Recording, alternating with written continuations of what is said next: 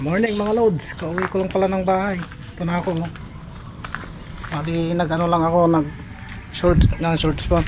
Ito pala ang nadali natin mga idol oh. Yan mga loads.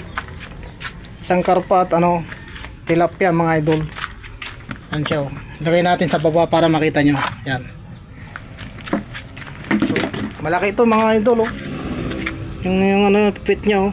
Hindi nakasya sa planggana mga loads. Saka babae siguro ito mga loads kasi buntis siya oh. Maraming itlog yan. Ito ang mga loads. Reward ng masipag mga idol. Pag masipag ka, may reward ka mga loads. Yan siya oh. Yan na yung reward, yung pinaghirapan ko mga idol. Yan siya oh. Kasi kapag masipag ka talaga at saka matyaga ka, marunong ka magtiis, talagang ka, makakakuha ka ng mga ganyang isda. Reward yan mga loads. Yan, parang trophy na yan sa akin mga idol, kapang araw-araw na buhay. Yan mga loads oh. Yan, buhay na buhay pa mga idol oh.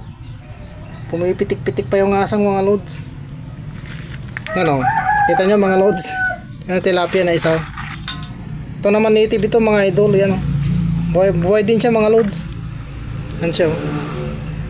Ganda pa ng mata mga loads yan oh. Buhay pa yan mga idol.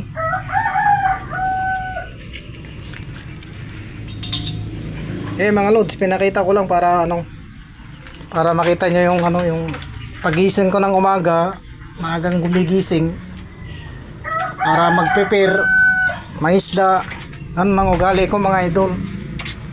Kaya kaming dalawang yung mag-asawa, hindi kami nawawalan ng ulam pag ganitong season na malapit ng